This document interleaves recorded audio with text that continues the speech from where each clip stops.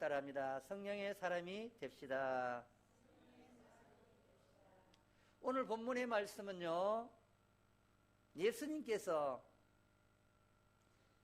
십자가에 죽으시고 3일 만에 부활하셨습니다.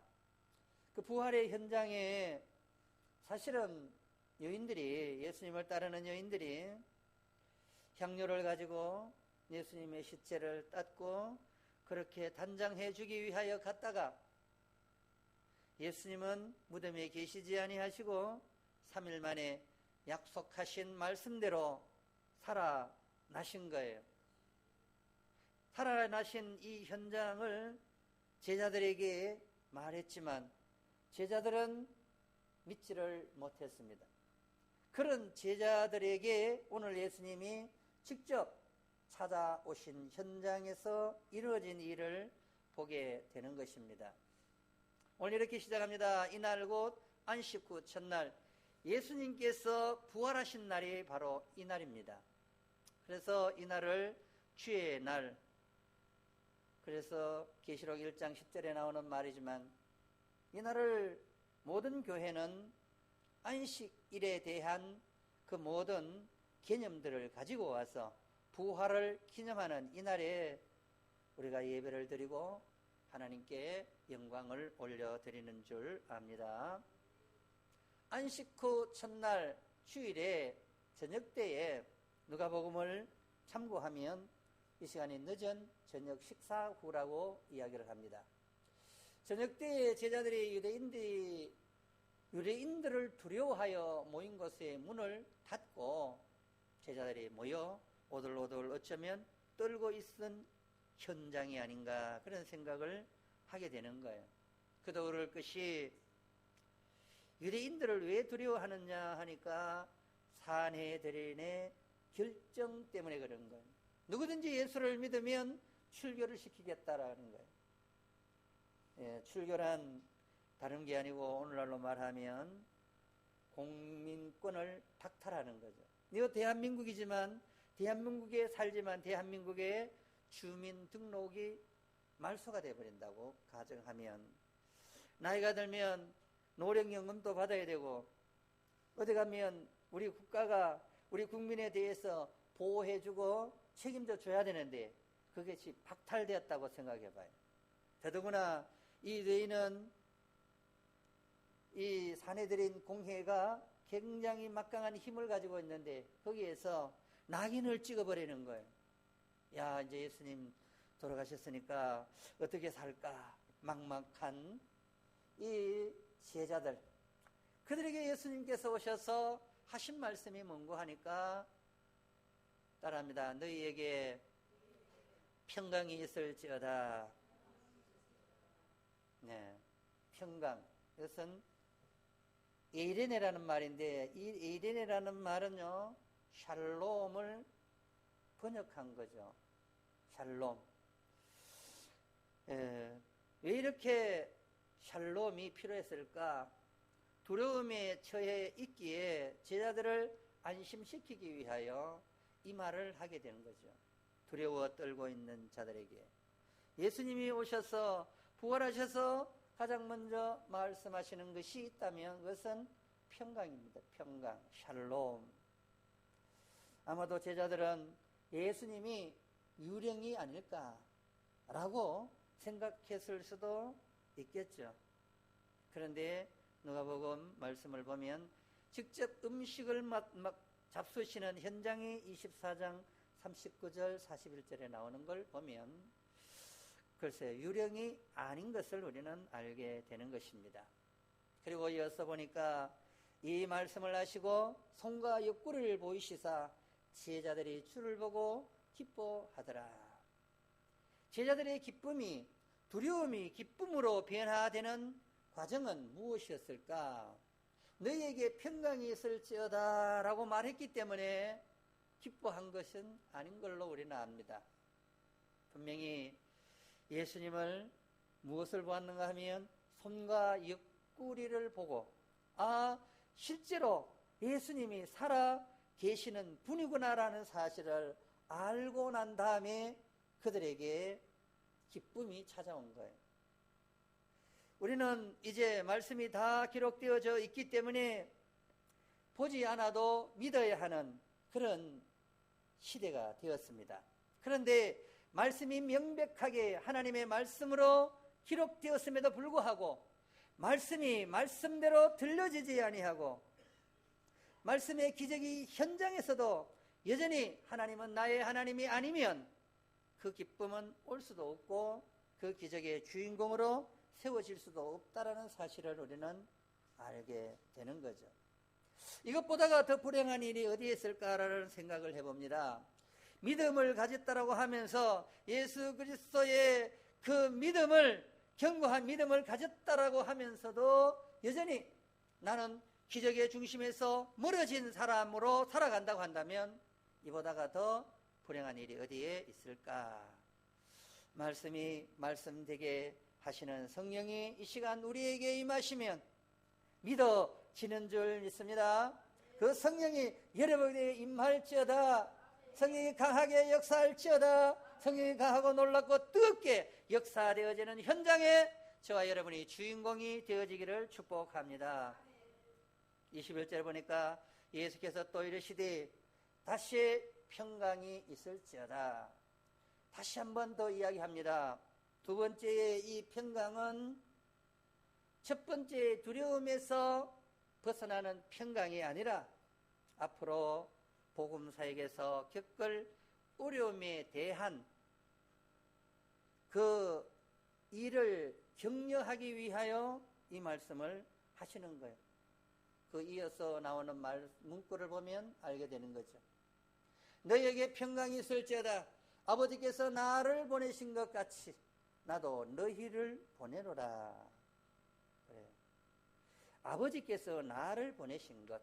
그래서 3장 1절에 나오는 말 아닙니까?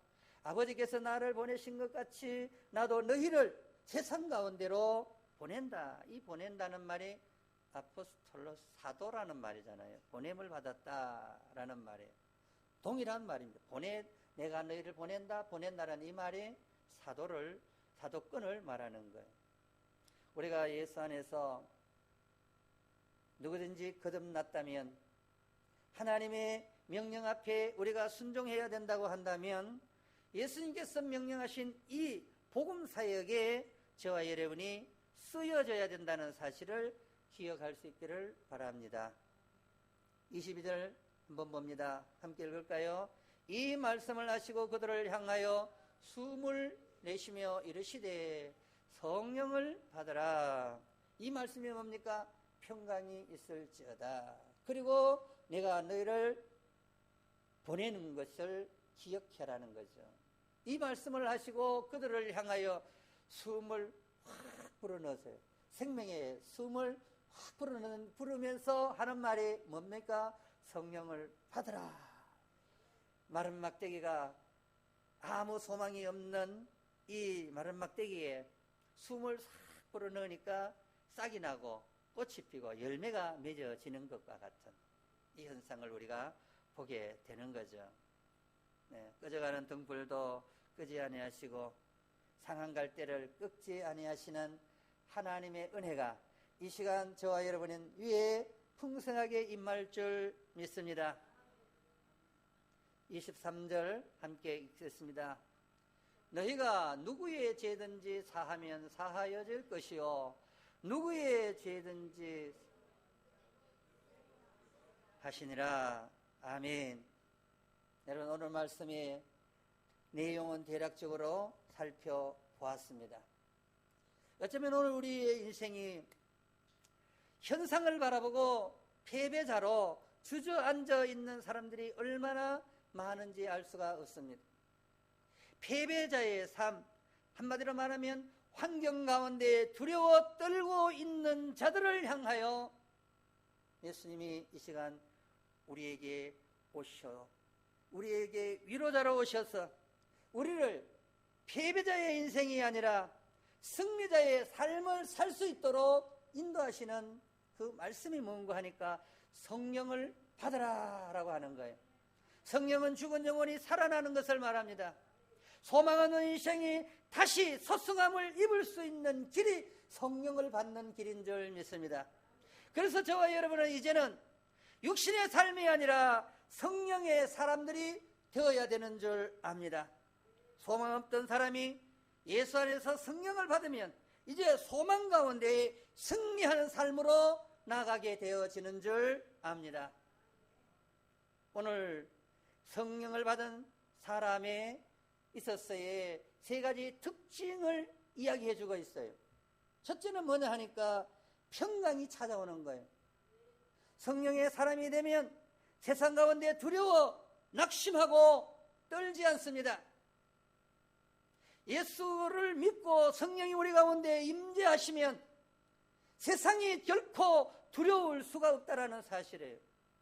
내가 주인이고 내가 모든 것을 해결해야 되었지만 이제 예수님을 그리스도로 나의 구주로 모시고 메시아로 나를 내가 그 메시아이신 예수님을 믿고 따라가기만 한다면 우리 속에 평강이 찾아오는 줄 믿습니다. 평안함이 아닙니다. 편리가 아닌 거예요.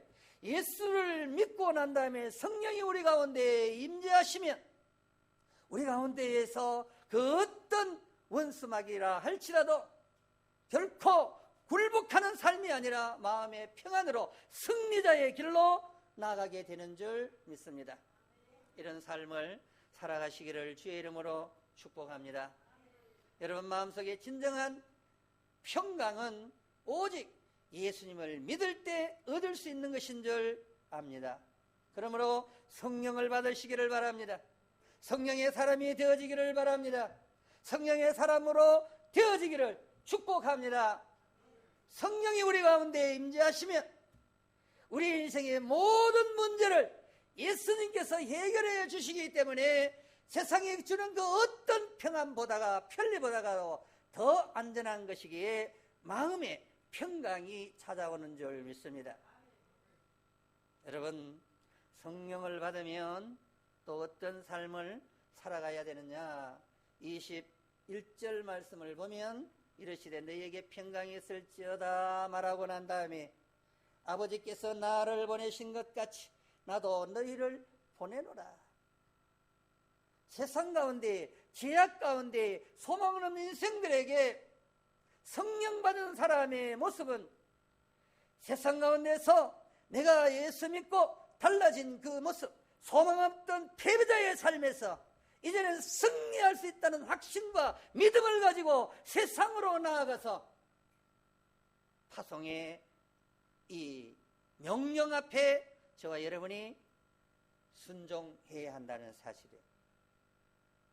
이제는 세상 가운데 나가서 내가 예수 때문에 기적적인 삶을 살고 있다는 사실, 죄악 가운데서 패배자로 실패자로 살아갈 수밖에 없는 소망 없는 인생이 예수 안에서 이제 평강을 맛보며 하늘의 만나로 충족해진 삶을 세상 가운데에서 삶의 현장에서 예수 그리스도가 주는 그 평강을 보여주며 나타내며 증거하는 자의 삶을 살아내야 하는 것이 성령의 사람의 본분인 줄 믿습니다. 이제는 그런 삶을 살아낼 수 있기를 주의 이름으로 축원합니다. 믿음은 나의 것이지만, 내가 선택한 것이지만, 나에게 주은 그 구원의 놀라운 감격을 내 것으로만 만족한 것이 아닙니다. 내 것으로 만족하고 내 것에서 그쳐버린다면 사해 바다와 같은 삶인 거예요. 황폐한 삶입니다. 고립된 삶입니다. 더 이상 뻗어나가지 못하는 고립된 삶은 죽을 수밖에 없는 거예요. 그것을 사해 바다로 우리가 칭하잖아요.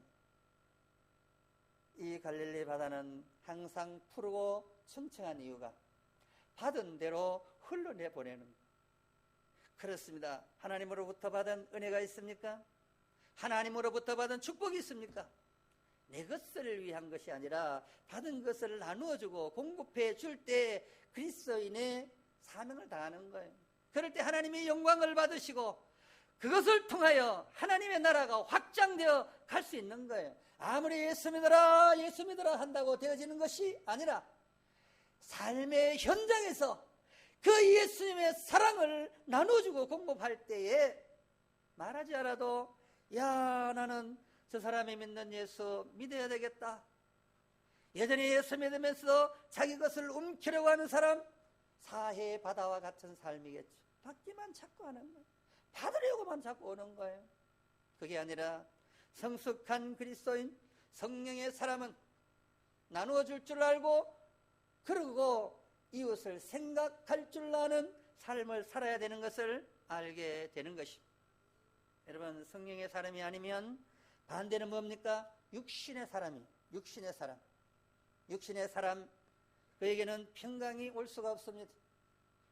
그에게는 하나님이 함께하지 않기 때문에 늘 두려움에 쌓일 수밖에 없습니다.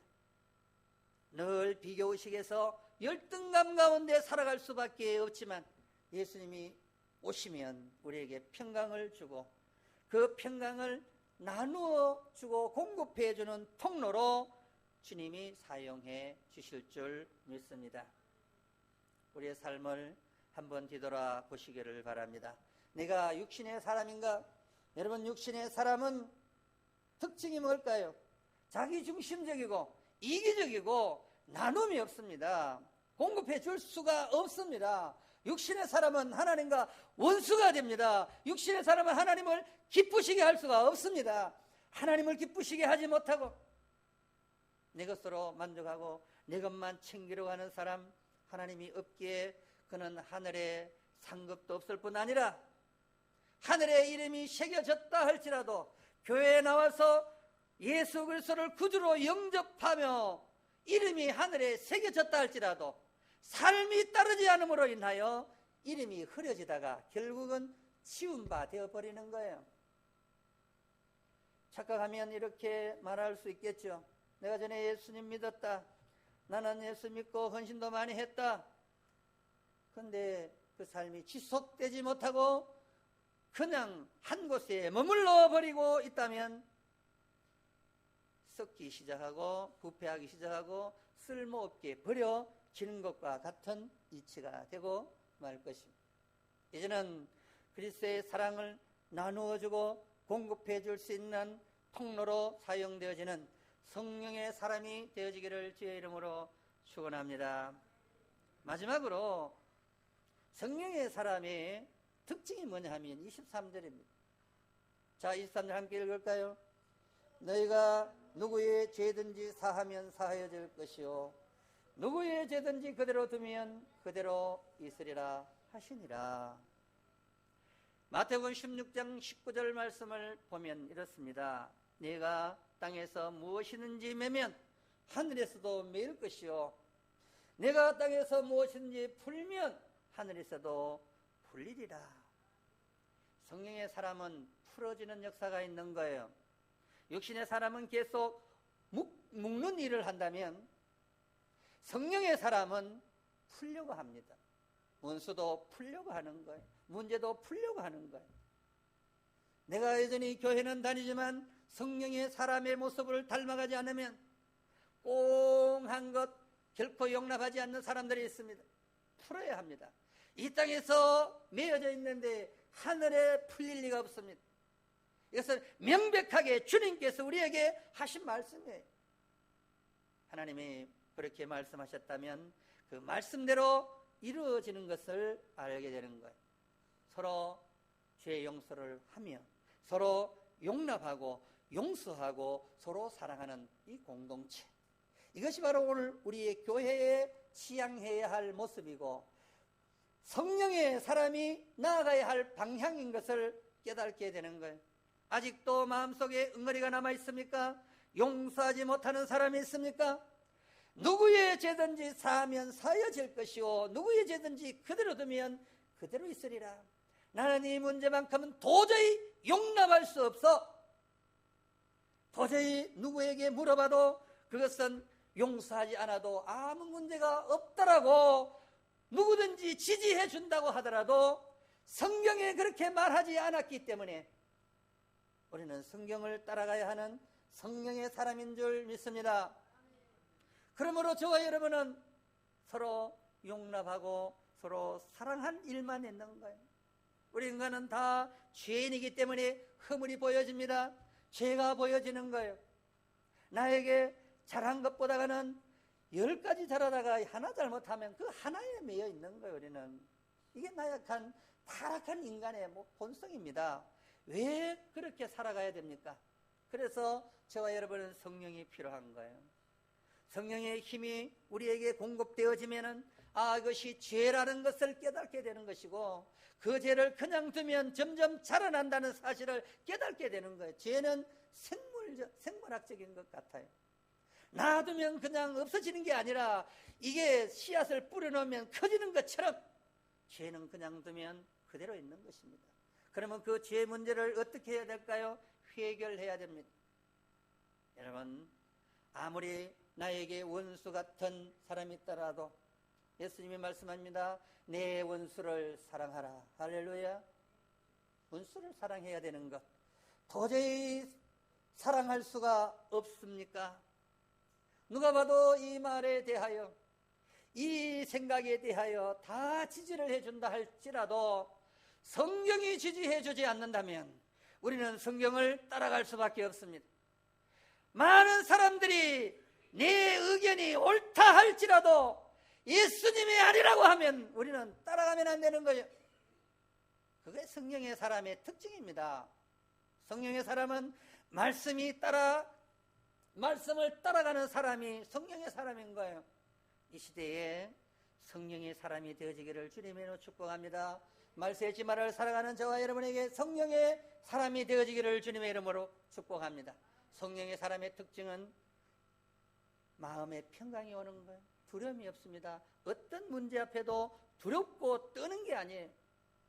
성령이 오시면 내 마음속에 두려움이 떠나가고 이제는 하나님이 주시는 사명대로 살아가기를 원하는 거예요. 사명은 다른 것이 아닙니다. 주님의 말씀을 실천하는 그 현장 파송에 이 은혜가 우리에게 있어지기를 주의 이름으로 축복합니다. 성령의 사람은 무슨 죄든지 다 용서하고 원수까지라도 용서하고 용납해 주는 성령의 열매들이 맺어지기를 주님의 이름으로 축복합니다. 걸어가신 하나님 아버지, 예수가